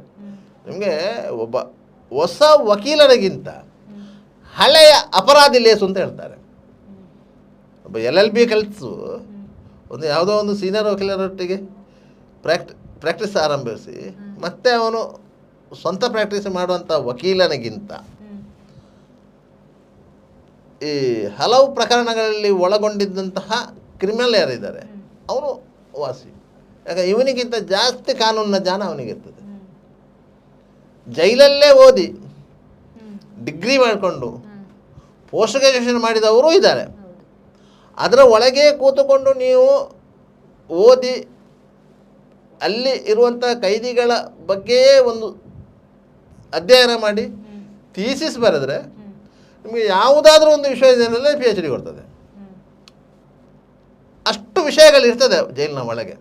ಯಾಕಂದರೆ ಜೈಲಿನ ಒಳಗೆ ಯಾರೇ ಒಬ್ಬ ಹೋದರೂ ಅವನಿಗೆ ಅಲ್ಲಿ ಹೇಳಿಕೊಡುವವರಿದ್ದಾರೆ, ಅವನ ದುಃಖ ದುಮ್ಮಾನಗಳನ್ನು ಆಲಿಸುವವರಿದ್ದಾರೆ, ನಿನ್ನೆ ಯಾಕೆ ಮಾಡಿದೆ ಅಂತ ಕೇಳುವವರಿದ್ದಾರೆ, ನಿಮಗೆ ಪೊಲೀಸರಿಂದ ಏನು ತೊಂದರೆ ಆಯಿತು ಅಂತ ಕೇಳುವವರಿದ್ದಾರೆ, ಅವನಿಗೆ ಸಾಂತ್ವನ ಹೇಳುವವರಿದ್ದಾರೆ, ಎಲ್ಲರೂ ಇದ್ದಾರೆ. ಯಾಕಂದರೆ ಎಲ್ಲರೂ ಸಮಾನ ದುಃಖಿಗಳೇ. ಜೈಲಿನ ಒಳಗೆ ಇರುವವರು ಸಮಾನ ದುಃಖಿಗಳೇ. ಅವರಿಗೆ ಹೊರ ಪ್ರಪಂಚದ ಸಂಪರ್ಕಗಳು ನೇರವಾಗಿ ಇಲ್ಲ ಅಂತ ಒಂದು ಬಿಟ್ಟರೆ ಮತ್ತು ಎಲ್ಲ ಸಂಪರ್ಕಗಳಿವೆ. ನಿಮಗೊಂದು ಊರು ಹೇಗೆ ಇದೆಯೋ ಅದೇ ರೀತಿಯ ಒಂದು ವ್ಯವಸ್ಥೆ ಜೈಲಿನ ಒಳಗೆಯೂ ಸಹ ಇರೋದು. ವಿವಿಧ ಧರ್ಮದ, ವಿವಿಧ ಜಾತಿಯ, ವಿವಿಧ ರೀತಿಯ ಜನರೆಲ್ಲ ಒಂದೇ ಕಡೆ ಇರುವಂಥ ಒಂದು ಏಕೈಕ ಸ್ಥಳ ಅದು. ಬೇರೆ ಇಲ್ಲುವಂಥ ಒಂದು ವಾತಾವರಣ ಸಿಗಲಿಲ್ಲ ಅಂತ ಜೈಲು. ಆದ್ದರಿಂದಾಗಿ ಅದನ್ನು ಜೈಲು ಅಂತ ಹೇಳೋದು, ಅದು ಪರಿವರ್ತನಾ ಕೇಂದ್ರ ಆಗಬೇಕಂತ ಹೇಳೋದು. ಅದರ ವ್ಯವಸ್ಥೆಗಳು ಸರಿಯಾಗಿ ಇಲ್ಲದೇ ಇರುವುದರಿಂದ ಮತ್ತು ಅದನ್ನು ಸರಿಯಾದ ರೀತಿಯಲ್ಲಿ ಮೇಂಟೈನ್ ಮಾಡದೇ ಇರುವುದರಿಂದ ಈ ರೀತಿಯ ವ್ಯವಸ್ಥೆ ಆಗ್ತದೆ. ಯಾಕಂತ ಹೇಳಿದರೆ ಅಲ್ಲಿ ಮೇಂಟೈನ್ ಮಾಡುವಂಥದ್ದು, ಅದನ್ನು ನಿರ್ವಹಿಸುವಂಥದ್ದು ವ್ಯವಸ್ಥೆ. ನಿಮಗೆ ಸೂಪರ್ಡೆಂಟ್ವರೆಗಿನ ಅಧಿಕಾರಿಗಳು ಜೈಲು ಅಥಾರಿಟಿಗೆ ಸಂಬಂಧಪಟ್ಟವರು. ಅವರಿಗೆ ಅಪಾಯಿಂಟ್ಮೆಂಟು ಎಲ್ಲ ಜೈಲು ಅಥಾರಿಟಿ ಮಾಡುವಂಥದ್ದು. ಸೂಪರ್ಡೆಂಟ್ನ ಮೇಲೆ ಆಡಳಿತ ಮಾಡುವಂಥ ಅಧಿಕಾರಿಗಳು ಎಲ್ಲರೂ IPS ಅಧಿಕಾರಿಗಳು, ಪೊಲೀಸ್ ಇಲಾಖೆಯಿಂದ ಬರುವವರು. ಅವರ ಮೆಂಟಾಲಿಟಿಯೇ ಬೇರೆ, ಇವರ ಮೆಂಟಾಲಿಟಿಯೇ ಬೇರೆ. ಕೆಳ ಹಂತದ ಅಧಿಕಾರಿಗಳ ಮೆಂಟಾಲಿಟಿ ಬೇರೆ, ಮೇಲಿನ ಹಂತದ ಅಧಿಕಾರಿಗಳ ಮೆಂಟಾಲಿಟಿ ಬೇರೆ. ಆದರೆ ಅವರು ಹೇಳಿದ್ದನ್ನು ಇವರು ಪಾಲಿಸಬೇಕು ಎನ್ನುವುದು ಅವರ ಇಚ್ಛೆ ಆಗಿರ್ತದೆ. ಇಲ್ಲಿ ಅದನ್ನು ಪಾಲಿಸಲಿಕ್ಕೆ ಹೋದರೆ ಇಲ್ಲಿ ಕೈದಿಗಳಿಂದ ಪ್ರತಿರೋಧ ಎದುರಿಸಬೇಕಂತ ಹೇಳಿ ಇವರ ಅಳುಕಿರ್ತದೆ. ಆದ್ದರಿಂದಾಗ ಆ ವ್ಯವಸ್ಥೆ ಎರಡು ಭಾಗ ಆಗಿರುವುದರಿಂದ ಈ ವ್ಯವಸ್ಥೆಗಳಾಗೋದು. ಯಾಕಂತ ಹೇಳಿದರೆ ಜೈಲಿನ ಒಳಗೆ ನಿಮಗೆ ನೇರವಾಗಿ ಪೊಲೀಸಿಗೆ ಕಾರ್ಯಾಚರಣೆ ನಡೆಸಲಿಕ್ಕೆ ಆಗೋದಿಲ್ಲ. ಕೆಲವೊಂದು ಸಂದರ್ಭದಲ್ಲಿ SP ಮಟ್ಟದ ಅಧಿಕಾರಿಗಳು, ಕಮಿಷನರ್ ಮಟ್ಟದ ಅಧಿಕಾರಿಗಳು ಜೈಲೊಳಗೆ ದಾಳಿ ಮಾಡಿದ್ದು ಎಲ್ಲ ಇದೆ, ಇಲ್ಲಂತ ಇಲ್ಲ. ಅಲ್ಲಿ ನಿಷೇಧಿತ ವಸ್ತುಗಳು ಇದೆ ಅನ್ನುವಂಥ ಮಾಹಿತಿಗಳು, ಅಲ್ಲಿ ಫೋನುಗಳು ಇದೆ ಆಪರೇಟ್ ಆಗ್ತಾ ಇದೆ, ಗಾಂಜಾ ಇಂಥದ್ದೆಲ್ಲ ಇದೆ ಅಂತ ಹೇಳಿ ಅವರು ದಾಳಿ ಮಾಡಿದಂಥ ನಿದರ್ಶನಗಳಿದೆ. ವಾಸ್ತವವಾಗಿ ಅವರು ದಾಳಿ ಮಾಡುವಾಗೇ ಇಲ್ಲ. ನಿಮಗೆ ಸಬ್ ಜೈಲಿನ ಒಳಗೆ ಪೊಲೀಸ್ ಅಧಿಕಾರಿಗಳು ದಾಳಿ ಮಾಡುವಾಗಿಲ್ಲ. ಯಾಕಂದರೆ ಅದು ವ್ಯವಸ್ಥೆ ಬೇರೆ. ಅದು ಜೈಲು ಇಲಾಖೆ ಇದೆ, ಆ ಇಲಾಖೆಗೆ ಸಂಬಂಧಪಟ್ಟಂಥ ವ್ಯವಸ್ಥೆ ಅದು. ಪೊಲೀಸ್ ಇಲಾಖೆ ಗೃಹ ಇಲಾಖೆಗೆ ಸಂಬಂಧಪಟ್ಟಂತೆ. ಅದಕ್ಕೂ ಮಂತ್ರಿಗಳಿದ್ದಾರೆ, ಇದಕ್ಕೂ ಮಂತ್ರಿಗಳಿದ್ದಾರೆ. ಇದಕ್ಕೂ ಗೃಹ ಸಚಿವರಿದ್ದಾರೆ, ಅಲ್ಲಿ ಜೈಲು ಸುಧಾರಣಾ ಇಲಾಖೆಗೆ ಮಂತ್ರಿಗಳಿದ್ದಾರೆ. ಅದಕ್ಕೆ ಸಂಬಂಧಪಟ್ಟ ಬೇರೆ ವ್ಯವಸ್ಥೆಗಳಿವೆ. ಅದರಿಂದ ನೇರವಾಗಿ ದಾಳಿ ಮಾಡಲಿಕ್ಕೆ ಆಗೋದಿಲ್ಲ. ಆದರೆ ಅಲ್ಲಿ ಏನಾದರೂ ಘಟನೆಗಳಾದರೆ ಅದರ ತನಿಖೆಯ ಹೊಣೆ ಪೊಲೀಸರದ್ದು. ಆದ್ದರಿಂದ ಪೊಲೀಸರು ಅದರ ಮೇಲೆ ದಾಳಿ ಮಾಡ್ತಾ ಇರೋದು, ಅದನ್ನು ಮೇಲುಸ್ತುವಾರಿ ಮಾಡೋದು, ಎಲ್ಲ ಪರಿಶೀಲನೆ ಮಾಡೋದು. ಈ ಹಿಂದೆ ಅಲ್ಲಿ ಪೊಲೀಸರು ಒಂದು ಔಟ್ಪೋಸ್ಟ್ ತೆರೆದಿದ್ರು. ಯಾರೆಲ್ಲ ಕೈದಿಗಳನ್ನು ಮೀಟ್ ಮಾಡಲಿಕ್ಕೆ ಬರ್ತಾರೆ, ಮಾತಾಡಿಸ್ಲಿಕ್ಕೆ ಬರ್ತಾರೆ ಅಂತೇಳಿ ಅವರ ಲಿಸ್ಟು ಮಾಡ್ಕೊಳ್ತಾ ಇದ್ರು. ಯಾವ ಕೈದಿಗೆ ಮಾತಾಡ್ಕೊಂಡು ಇವರೊಂದು ಲಿಸ್ಟು ಮಾಡ್ಕೊತಿದ್ರು. ಅಂತಹ ಸಂದರ್ಭದಲ್ಲಿ ಸಾಮಾನ್ಯ ಜನರು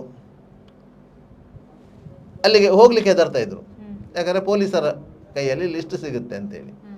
ಅವರೇ ಯಾವಾಗ ಪೊಲೀಸರ ಆ ವ್ಯವಸ್ಥೆಯನ್ನು ಇಂತೆಗೊಳ್ಳಲಿಕ್ಕೆ ಜೈಲಾಧಿಕಾರಿಗಳೇ ಮೇಲಾಧಿಕಾರಿಗಳಿಗೆ ದೂರು ಹೇಳಿ ಅದು ಇಂತೆಗೊಂಡದ್ದು. ಜೈಲಿನ ಕೈದಿಗಳ ಹತ್ರವೇ ದೂರು ಬರೆಸಿರುವುದು, ನಮ್ಮ ಸ್ವಾತಂತ್ರ್ಯ ಹರಣ ಆಗಿದೆ ಅಂತೇಳಿ. ಯಾರ್ಯಾರ ಸ್ವಾತಂತ್ರ್ಯ ಹರಣ ಮಾಡಿಕೊಂಡು ಜೈಲಿನ ಒಳಗೆ ಹೋಗಿರೋರು, ಮತ್ತು ಅವರಿಗೆ ಜೈಲಿನ ಒಳಗೆ ಸ್ವಾತಂತ್ರ್ಯ ಹರಣ ಆಗಿದೆ ಅಂತೇಳಿ ಅವರು ದೂರು ಅರ್ಜಿ ಬರೆದು ಅದನ್ನು ವಾಪಸ್ ತಗೊಳ್ಳುವಂಥ ಪರಿಸ್ಥಿತಿ ಬಂದದ್ದು. ಅದರ ನಂತರ ಜೈಲಿನ ಭದ್ರತೆಗಾಗಿ ಇದು ಇಂಡಸ್ಟ್ರಿಯಲ್ ಸೆಕ್ಯೂರಿಟಿ ಫೋರ್ಸು ಅದರ ಅಧಿಕಾರಿಗಳನ್ನು ಹಾಕಿದರು. ಅಲ್ಲಿ ಏನಾಯಿತು, ಜೈಲಿಗೂ ಈ ಸುರಕ್ಷಾ ವ್ಯವಸ್ಥೆಗೂ ಸಂಪರ್ಕ ಕೊಂಡಿ ತಪ್ಪಿ ಹೋಯಿತು.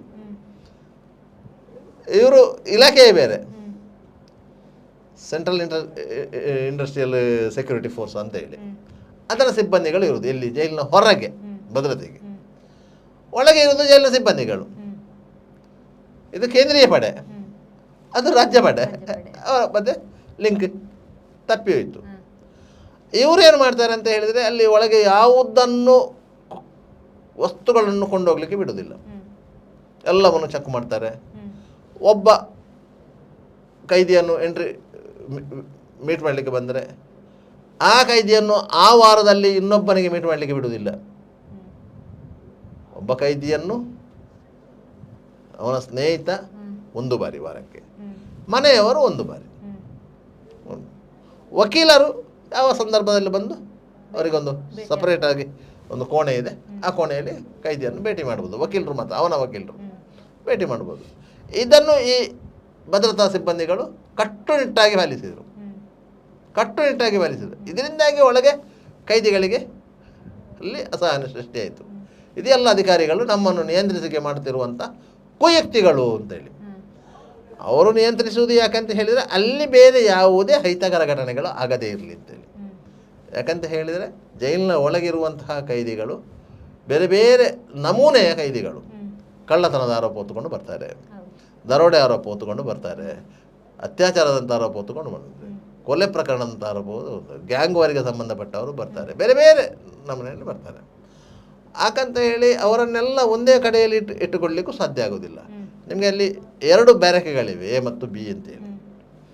ಒಂದು ಬ್ಯಾರಕಲ್ಲಿ ಮುಸ್ಲಿಮರನ್ನು ಮಾತ್ರ ಹಾಕ್ತಾರೆ, ಒಂದು ಬ್ಯಾರಕಲ್ಲಿ ಹಿಂದೂಗಳನ್ನು ಮಾತ್ರ ಹಾಕ್ತಾರೆ.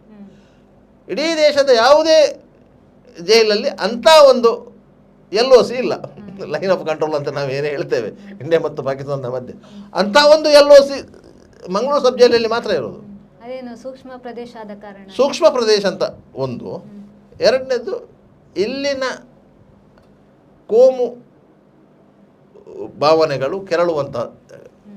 ಯಾಕಂದರೆ ಕೆಲವೊಂದು ಅಪರಾಧಿಗಳು ಸಂಘಟನೆಗಳ ಮೂಲಕ ಬಂದವರು, ಸಂಘಟನೆಗಳ ಮೂಲಕ ಹೊಡೆದಾಟಗಳನ್ನು ಮಾಡಿಕೊಂಡು ಬಂದು ಜೈಲಿಗೆ ಬಂದವರು.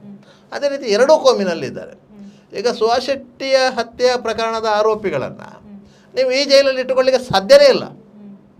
ಹಾಗಂತೇಳಿ ಅವರಿಗೆ ಅಲ್ಲಿ ಪ್ರೊಟೆಕ್ಷನ್ ಇಲ್ವಾ? ಅವರಿಗೆ ಪ್ರೊಟೆಕ್ಷನ್ ಕೊಡಬೇಕಾದ ಕೆಲಸ ಯಾರು? ಜೈಲ್ ಅಥಾರಿಟಿ ಕೊಡಬೇಕು. ಕೈದಿಗಳಂತಾದ ಮೇಲೆ ಜೈಲ್ ಅಥಾರಿಟಿ ಕೊಡಬೇಕು. ಅವರಿಗೆ ಪ್ರೊಟೆಕ್ಷನ್ ಇಲ್ವಾ ಅಂತೇಳಿ. ಅದು ಅಲ್ಲದೆ ಅವರು ಇರೋದು ಬೇರೆ ಬ್ಯಾರಕಲ್ಲಿ, ಅಲ್ಲಿರೋದು ಅದೇ ಕೋಮಿನವರು, ಅಲ್ಲಿರೋದು ಅದೇ ಕೋಮಿನವರು. ಆದರೆ ಅವರ ಒಳಗೆ ಸಂಘರ್ಷಗಳು ಯಾರು ಕೊಡೋ ಸಾಧ್ಯತೆಗಳಿವೆ. ನಿಮಗೆ ಉಳ್ಳಾಲದವರನ್ನು ಕಂಡ್ರೆ ಕೃಷ್ಣಾಪುರದವರಿಗೆ ಆಗೋದಿಲ್ಲ, ಪುತ್ತೂರಿನವ್ರನ್ನ ಕಂಡ್ರೆ ಬಂಟ್ವಾಳದವರಿಗೆ ಆಗೋದಿಲ್ಲ, ಉಪ್ಪಿನಂಗಡಿಯವ್ರನ್ನ ಕಂಡ್ರೆ ಬೆಳ್ತಂಗಡಿಯವರಿಗೆ ಆಗೋದಿಲ್ಲ. ಈ ರೀತಿಯ ಪರಿಸ್ಥಿತಿಗಳಿವೆ ಇಲ್ಲಿ. ಕೇವಲ ಒಂದು ಕೋಮ್ ಅಂತ ನಾವು ಮಾತ್ರ ಹೇಳೋದು ಅಲ್ಲ, ಅದರ ಒಳಗೆ ಅಂತಹ ಗ್ರೂಪುಗಳಿವೆ. ಅದರ ಒಳಗೆ ಅವರವರು ಹೊಡೆದಾಟ ಮಾಡಿಕೊಂಡ್ರೆ ಅಂತೇಳಿ. ಕೆಲವು ದಿನಗಳ ಹಿಂದೆ ಒಂದು ಯುವಕರೊಬ್ಬರನ್ನು ಒಂದು ಪ್ರಕರಣಕ್ಕೆ ಸಂಬಂಧಪಟ್ಟಾಗೆ ಜೈಲಿಗೆ ಹಾಕಲಾಗಿತ್ತು. ಅವನಿಗೆ ಅಲ್ಲಿ ಮಾರಣಾಂತಿಕವಾಗಿ ಹಲ್ಲೆ ಮಾಡಿದರು, ಮಾರಣಾಂತಿಕವಾಗಿ ಹಲ್ಲೆ ಮಾಡಿದರು. ಅವನನ್ನು ಅದರ ನಂತರ ಇಲ್ಲಿ ವೆಲ್ಲಾಕ್ ಆಸ್ಪತ್ರೆಗೆ ದಾಖಲಿಸಾಯಿತು. ಅವನಿಗೆ ಮೆಡಿಕಲ್ ಗ್ರೌಂಡಲ್ಲಿ ಮತ್ತು ಜಾಮೀನು ಮಾಡಿದರು. ಯಾಕಂದರೆ ವೆಲ್ಲಾಕಲ್ಲಿ ಟ್ರೀಟ್ಮೆಂಟ್ ಸರಿಯಾಗಿ ಆಗ್ತಾಯಿಲ್ಲ ಅಂತೇಳಿ ಮತ್ತು ಮೆಡಿಕಲ್ ಗ್ರೌಂಡಲ್ಲಿ ಜಾಮೀನು ಮಾಡಿದರು. ಅವನು ಮತ್ತು ಖಾಸಗಿ ಆಸ್ಪತ್ರೆಗೆ ಸೇರಿಸಿ ಅವನೇನು ಇರೋದ. ಅಷ್ಟೊತ್ತಿಗೆ ಎಲಿಗೇಷನ್ ಬಂತು, ಪುನಃ ಅವನನ್ನು ಜೈಲಿಗೆ ಶಿಫ್ಟ್ ಮಾಡಬೇಕಾಯಿತು. ಪೊಲೀಸರು ಅರೆಸ್ಟ್ ಮಾಡಿ ಕೋರ್ಟಿಗೆ ಪ್ರೊಡ್ಯೂಸ್ ಮಾಡಿದರು. ಪುನಃ ಜೈಲಲ್ಲಿದ್ದಾರೆ, ಇನ್ನೂ ಜಾಮೀನು ಆಗಿಲ್ಲ. ಅದರಿಂದ ಅದು ಪೊಸ್ಕೋ ಪ್ರಕರಣ, ಅದರಿಂದಾಗಿ ಅದಕ್ಕೆ ಜಾಮೀನು ಆಗಲಿಲ್ಲ. ಇಂತಹ ಘಟನೆಗಳು ಜೈಲಲ್ಲಿದೆ. ಅದು ಒಂದೇ ಕೋಮಿನವರಲ್ವ, ಆ ಹುಡುಗನಿಗೆ ಹೊಡೆದದ್ದು ಒಂದೇ ಅದೇ ಕೋಮಿನವರು. ಆ ಹುಡುಗನ ಕಡೆಯವರು ಏನು ಹೇಳಿದ್ರಿಂದ ಹುಡುಗಿ ಕಡೆಯವರು ಕಾಂಟ್ರಾಕ್ಟ್ ಕೊಟ್ಟು ಓಡಿಸಿದ್ರು ಅಂತ, ಆ ರೀತಿಯ ಘಟನೆಗಳಿವೆ. ಈಗ ಒಬ್ಬ ಅಪರಾಧಿ ಜೈಲಿಗೆ ಹೋಗ್ತಾರೆ ಅಂತ ಇಟ್ಕೊಳ್ಳಿ. ಜೈಲಲ್ಲಿ ನಮಗೆ ಪರಿಚಯದವರು ಯಾರಾದಿದ್ದಾರೆ ಅವರನ್ನು ಸಂಪರ್ಕ ಮಾಡಿ ಇಂತಿಂಥ ಬರ್ತಾ ಇದ್ದಾನೆ, ಹೊರಗೆ ರಿಪೇರಿ ಆಗಿಲ್ಲ, ಸ್ವಲ್ಪ ಒಳಗೆ ರಿಪೇರಿ ಮಾಡಿ ಅಂತ ಹೇಳ್ತಾರೆ. ಅಲ್ಲಿ ಆದರೆ ಇನ್ನೊಂದು ಕೇಸ್ ಆಗಲಿಕ್ಕಿಲ್ಲಲ್ಲ, ಅಲ್ಲಿ ಆದರೆ ಇನ್ನೊಂದು ಕೇಸ್ ಆಗಲಿಕ್ಕೆ, ಒಂದು ಕೇಸ್ ಆದರೂ ಅಲ್ಲಿ ಒಳಗಿನವರಿಗೆ ಕೇಸ್ ಆಗೋದು, ಒಳಗಿನವರಿಗೆ ಕೇಸ್ ಆಗೋದು. ಅಂಥವರನ್ನು ಪೊಲೀಸರು ಮತ್ತೆ ಮುಟ್ಟುವಾಗಿಲ್ಲ. ಯಾಕಂದರೆ ಒಂದು ಜೈಲು ಅಂತ ಹೇಳಿದರೆ ಅದು ನ್ಯಾಯಾಲಯದ ಸುಪರ್ದೆಯಲ್ಲಿ ಇರುವಂಥದ್ದು, ನ್ಯಾಯಾಧೀಶರ ಅಡಿಯಲ್ಲಿರುವಂಥದ್ದು. ಪ್ರತಿ ವಾರ ಇಲ್ಲಾಂದರೆ ತಿಂಗಳಿಗೊಮ್ಮೆ ಆದರೂ ನ್ಯಾಯಾಧೀಶರು ಜೈಲಿಗೆ ವಿಸಿಟ್ ಮಾಡ್ತಾರೆ. ಯಾವುದಾದ್ರೂ ಒಂದು ನ್ಯಾಯಾಧೀಶ ಜೈಲಿಗೆ ವಿಸಿಟ್ ಮಾಡಲಿಕ್ಕೆ ಉಂಟು.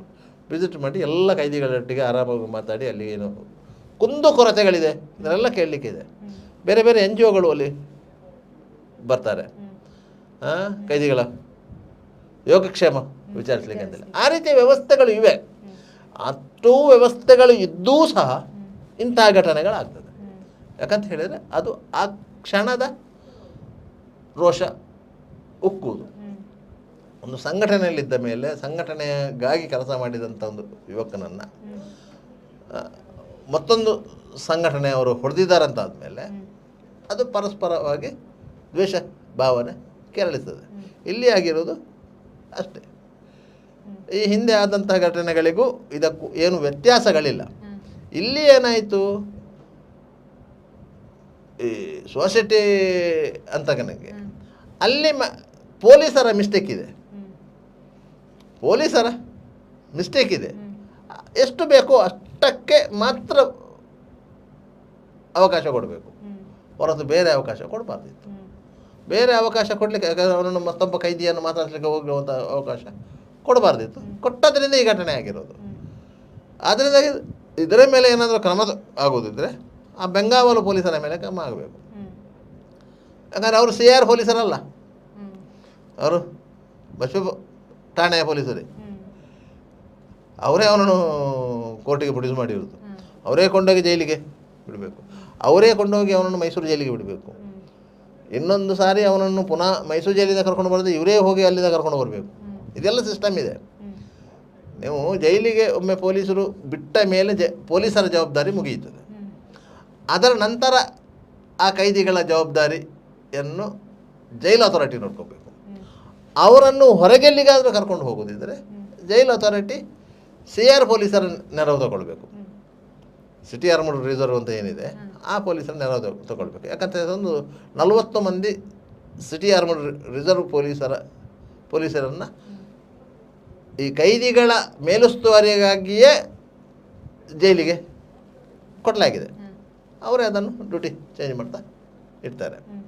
ಹೊರಗಿನ ಭದ್ರತೆಯನ್ನು ಕೈಗಾರಿಕಾ ಭದ್ರತಾ ಪಡೆಗಳು ಮಾಡ್ತವೆ. ಒಳಗಿನ ಆಡಳಿತಾತ್ಮಕ ವ್ಯವಸ್ಥೆಯನ್ನು ಜೈಲಿನ ಸಿಬ್ಬಂದಿಗಳು ಮಾಡ್ತಾರೆ. ಇದು ಅಲ್ಲಿನ ವ್ಯವಸ್ಥೆ ಇರುವಂಥದ್ದು. ಆ ವ್ಯವಸ್ಥೆಯಲ್ಲಿ ಆಗುವಂಥ ಲೋಪಗಳಿಂದಾಗಿಯೇ ಇಲ್ಲಿ ಕೆಲವೊಂದು ಸಮಸ್ಯೆಗಳಾಗೋದು. ಹಿಂಗೆ ಏನಾಗ್ತದೆ ಅಂತ ಹೇಳಿದರೆ, ಸಾಮಾನ್ಯವಾಗಿ ಒಬ್ಬ ಕೈದಿಗೆ ಹೆಚ್ಚಿನ ಫೆಸಿಲಿಟಿಯನ್ನು ಜೈಲಿನ ಒಳಗೆ ಕೊಡ್ತಾರಂತಾದಾಗ ಅದೇ ಅಪರಾಧದ ಹಿನ್ನೆಲೆಯಲ್ಲಿ ಜೈಲಿಗೆ ಬಂದಂಥ ಇತರ ಕೈದಿಗಳಿಗೆ ಆ ಅಸಹನೆ ಸ್ಟಾರ್ಟ್ ಆಗ್ತದೆ. ಅದು ಯಾರ ಮೇಲೆ ತಿರುಗ್ತದೆ? ಅಧಿಕಾರಿಗಳ ಮೇಲೆ ತಿರುಗ್ತದೆ. ಅವರಿಗೆ ಅವಕಾಶ ಕೊಡ್ತೀರಿ, ನಮಗೆ ಯಾಕೆ ಕೊಡುವುದಿಲ್ಲ ಅನ್ನೋ ಪ್ರಶ್ನೆ ಬರ್ತದೆ. ಸಾಮಾನ್ಯವಾಗಿ ಬರೋದು. ಅವರು ತಿಂಗಳಿಗೆ 5,000 ಕೊಡ್ತಾರೆ, ನೀನು ಎಷ್ಟು ಕೊಡ್ತೀಯ ಅಂತ ಇವ್ರು ಕೇಳ್ತಾರ? ಕೇಳಿದರೆ ಅದು ಭ್ರಷ್ಟಾಚಾರ ಆಗುತ್ತೆ. ಅವ 5,000 ಕೊಡದಿದ್ದರೆ ಅವರೇನು ವ್ಯವಸ್ಥೆ ಮಾಡೋದಿಲ್ಲ. ನಿಮಗೆ ಎಲ್ಲಿವರೆಗೆ ಅಲ್ಲಿನ ಭ್ರಷ್ಟಾಚಾರ ಇದೆ ಅಂತ ಹೇಳಿದರೆ, ಒಬ್ಬ ಕೈದಿಗೆ ಅನಾರೋಗ್ಯ ಆದರೆ, ಅನಾರೋಗ್ಯ ಪೀಡಿತ ಆದರೆ ಅವನನ್ನು ಹಾಸ್ಪಿಟಲಿಗೆ ಕಳಿಸ್ಲಿಕ್ಕೆ ಹಿಂದೆ ಮುಂದೆ ನೋಡ್ತಾರೆ. ಹಾಸ್ಪಿಟ್ಲಿಗೆ ಕಳಿಸ್ಲಿಕ್ಕೆ ಅಲ್ಲಿ ಡಾಕ್ಟ್ರು ಬರ್ತಾರೆ, ಇಲ್ಲಿ ಚೆಕ್ ಮಾಡ್ತಾರೆ, ಅವರು ಅಗತ್ಯ ಇದ್ದರೆ ಅವರು ರೆಫರ್ ಮಾಡ್ತಾರೆ ಅಂತೇಳಿ. ಡಾಕ್ಟ್ರು ಬಂದು ನೋಡ್ತಾರೆ, ಇದೇನಿಲ್ಲ, ಇದು ಜ್ವರ, ಇದಕ್ಕೊಂದು ಡೋಲೋ ಕೊಟ್ಟರೆ ಸಾಕು ಅಂತ ಹೇಳಿ ಕೊಟ್ಟು ಹೋಗ್ತಾರೆ. ಇವನಿಗೆ ಕಾಯಿಲೆ ಉಲ್ಬಣಿಸಿದಂಥ ಸಂದರ್ಭದಲ್ಲಿ ಇತರ ಕೈದಿಗಳು ಗಲಾಟೆ ಮಾಡಿದರೆ ಮಾತ್ರ ಅವನನ್ನು ಹಾಸ್ಪಿಟ್ಲಿಗೆ ಕರ್ಕೊಂಡು ಹೋಗುವಂಥ ಪರಿಸ್ಥಿತಿ ಇದು ಬರ್ತದೆ. ಅದೇ ರಾತ್ರಿ ವೇಳೆ ಆದರೆ ಹಾಸ್ಪಿಟ್ಲಿಗೆ ಕರ್ಕೊಂಡೇ ಹೋಗೋದಿಲ್ಲ. ಯಾಕಂತ ಹೇಳಿದರೆ ಬೆಂಗಾವಲು ಸಿಬ್ಬಂದಿಗಳು ಇರುವುದಿಲ್ಲ. ಬೆಂಗಾವಲು ಸಿಬ್ಬಂದಿಗಳು ಹಗಲೊತ್ತು ಮಾತ್ರ ಇರ್ತಾರೆ. ಸಬ್ ಜೈಲಿಗೆ ಅಂತೇಳಿ ಪೋಸ್ಟಿಂಗ್ ಆದವರು, ಅವರು ರಾತ್ರಿ ವೇಳೆ CR ಸಿಬ್ಬಂದಿಗಳು ಇರುವುದಿಲ್ಲ. ಆದ್ದರಿಂದಾಗಿ ಅಲ್ಲಿ ರೋಗ ಉಲ್ಬಣಗೊಂಡು ಮೃತಪಟ್ಟ ನಿದರ್ಶನವೂ ಇದೆ. ಆಗ ಯಾರ ಮೇಲೆ ತಪ್ಪು ಹಾಕ್ಲಿಕ್ಕೆ ಆಗ್ತದೆ? ಅದೇ ಕೈದಿಯನ್ನು ಸೂಕ್ತ ಕಾಲದಲ್ಲಿ ಚಿಕಿತ್ಸೆಗಾಗಿ ವೆನ್ಲಾಕಿಗೆ ಕರ್ಕೊಂಡು ಹೋಗಬೇಕು. ಅಲ್ಲಿನ ಡಾಕ್ಟ್ರು ಪರೀಕ್ಷೆ ಮಾಡಬೇಕು. ಅವನು ಅಡ್ಮಿಷನ್ ಮಾಡ್ಕೊಳ್ಳೋದು ಅಲ್ಲಿನ ಕೈದಿ ಸೆಲ್ಲಲ್ಲಿ ಇದೆ. ಆ ಕೈದಿ ಸೆಲ್ಲಿಗೆ ಹಾಕ್ಬೋದು. ಯಾಕಂದರೆ ಒಂದು 6 ಮಂದಿ ಕೈದಿಗಳನ್ನು ಅಲ್ಲಿ ಇಟ್ಟುಕೊಳ್ಳಲಿಕ್ಕೆ ಅವಕಾಶಗಳಿವೆ, ಕೇವಲ 6 ಮಂದಿ. ಆಗ ಕೈದಿ ಸೆಲ್ಲಲ್ಲಿ ದುಡ್ಡಿದ್ದವರು ಆರಾಮವಾಗಿ ಮಲಗಿ ಅಲ್ಲೇ ಪರ್ಮನೆಂಟಾಗಿ ಇದ್ದವರು ಇದ್ದಾರೆ. ತಿಂಗಳಾನುಗಟ್ಟೆ ಏನೂ ರೋಗ ಇಲ್ಲದಲ್ಲಿದ್ದವರು ಇದ್ದಾರೆ. ಯಾಕಂದರೆ ಅವ್ರ ಹತ್ರ ಹಣ ಬಲ ಇತ್ತು.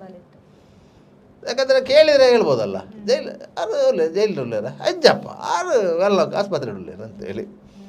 ಹಾಗೆ ಅಲ್ಲಿ ಆದರೆ ಜೈಲಿನ ವಾತಾವರಣ ಇಲ್ಲ, ಅಲ್ಲಿ ಆಸ್ಪತ್ರೆಯ ವಾತಾವರಣ ಇರೋದು. ಯಾರು ಬೇಕಾದರೂ ಯಾವಾಗ ಬೇಕಾದ್ರೂ ಹೋಗ್ಬೋದು, ಮಾತಾಡಿಕೊಂಡು ಬರ್ಬೋದು. ತಿಂಗಳಗಟ್ಟೆ ಇದ್ದವರು ಇದ್ದಾರೆ. ಏನಂದರೆ ಇವಾಗ ಸೋಷಿಯಲ್ ಮೀಡಿಯಾದಲ್ಲೆಲ್ಲ ಕೂಡ ಪ್ರಚಾರ ಆಗ್ತಾ ಇದೆ, ರಸ್ತೆಯಿಂದಲೇ ಜೈಲಿಗೆ ಕೆಲವು ಅಮಲು ಪದಾರ್ಥ ಈ ಥರದನ್ನು ಬಿಸಾಡ್ತಾರೆ ಅಂತ. ನೋಡಿ, ಅಲ್ಲಿನ ಕಂಪೌಂಡ್ ಇದೆಯಲ್ಲ, ಈ ಹೊಸ ಜೈಲಿಗೆ ಬಿಸಾಡಲಿಕ್ಕೆ ಆಗೋದಿಲ್ಲ.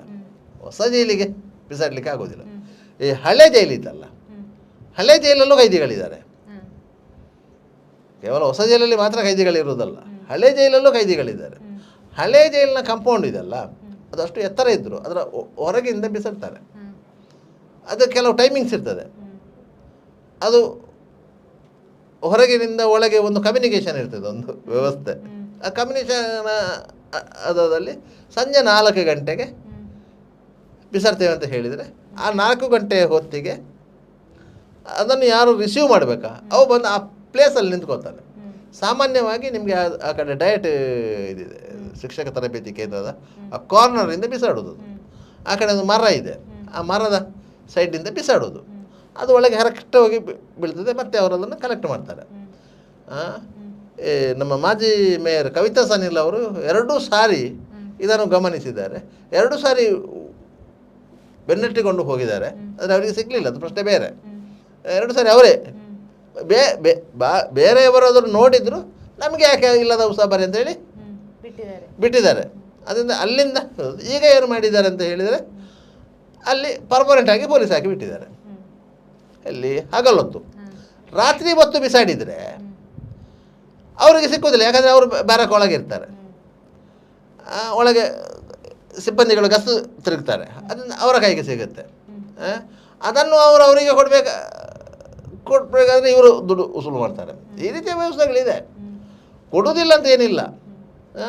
ಮತ್ತು ಕೆಲವರು ಬೇರೆ ಬೇರೆ ಕಾರಣ ರೀತಿಯಲ್ಲಿ ಒಳಗೆ ಕೊಂಡೋಗ್ತಾರೆ. ಎಲ್ಲಿವರೆಗೆ ಕೊಂಡೋಗ್ತಾರೆ ಅಂತೇಳಿ, ಈ ತರಕಾರಿ ಹೋಗ್ತದೆ ಜೈಲಿನ ಒಳಗೆ, ಅಡಿಗೆಗೆ ಅಂತೇಳಿ ತರಕಾರಿ ಹೋಗುತ್ತೆ. ಈ ಕುಂಬಳಕಾಯಿ ಇಂತಹ ಇದರಿಲ್ಲ, ಅದರ ಒಳಗೆ ಗಾಂಜಾವನ್ನಿಟ್ಟು ಒಳಗೆ ಕಳಿಸಿದ್ದು ಇದೆ, ಇಲ್ಲಂತ ಏನಿಲ್ಲ. ಮತ್ತು ಈ ಸಬ್ಜೆಲ್ನ ಸಿಬ್ಬಂದಿಗಳೇ ಕೊಂಡೋಗಿ ಕೊಟ್ಟದ್ದು ಇದೆ. ಹೊರಗೆ ಪ್ಯಾಕೆಟ್ಗೆ 100 ರೂಪಾಯಿ ಇದ್ದರೆ ಒಳಗೆ ಪ್ಯಾಕೆಟ್ಗೆ 1,000 ರೂಪಾಯಿ. ಮೊದಲಾದ ಸಿಗರೇಟ್ ಕೊಂಡೋಗುವಂಥ ಅವಕಾಶ ಇತ್ತು. 3 ವರ್ಷಗಳ ಹಿಂದೆ ಅದಕ್ಕೊಂದು ರೂಲ್ಸ್ ಬಂತು, ಸಿಗರೇಟ್ ಬೀಡಿ ಕೊಂಡೋಗಿಲ್ಲ. ಅದರಿಂದ ಅದಕ್ಕೂ ರೇಟ್ ಜಾಸ್ತಿ ಆಯಿತು, ಅಂಥ ವ್ಯವಸ್ಥೆಗಳು ಆಯಿತು. ನಿಮಗೆ ಕೈದಿಗಳ ಆರ್ಥಿಕ ಸಾಮರ್ಥ್ಯದ ಮೇಲೆ ಮತ್ತು ಅವರ ಹೊರಗಿನ ಪ್ರಭಾವದ ಮೇಲೆ ಅವರಿಗೆ ವ್ಯವಸ್ಥೆಗಳು ಆಗ್ತದೆ. ಇದು ಸಬ್ಜೈಲ್ನ ಒಳಗಿನ ಇತರ ಕೈದಿಗಳಲ್ಲಿ ಅಸಹನೆ ಸೃಷ್ಟಿಯಾಗುತ್ತೆ. ಇದರಿಂದಾಗಿ ಇಂಥ ಘಟನೆಗಳು ನಡೀತದೆ. ಇದು ಏನು ಮಂಗಳೂರು ಜೈಲಿನಲ್ಲಿ ನಡೆದ ಘಟನೆಯ ಬಗ್ಗೆ ಸವಿವರವಾಗಿ ಮಾಹಿತಿಯನ್ನು ನೀಡಿದ ಮೋಹನ್ ಬೋಳಂಗಡಿ ಅವರಿಗೆ ಧನ್ಯವಾದವನ್ನು ಅರ್ಪಿಸ್ತಾ ಈ ಕಾರ್ಯಕ್ರಮ ಇದು ಈ ಹೊತ್ತಿನ ಸುದ್ದಿಗೊಂದು ಗುದ್ದು. ನಿರಂತರ ಸುದ್ದಿ, ಮಾಹಿತಿ, ಮನೋರಂಜನೆಗಾಗಿ ನೋಡ್ತಾ ಇರಿ V4 ನ್ಯೂಸ್.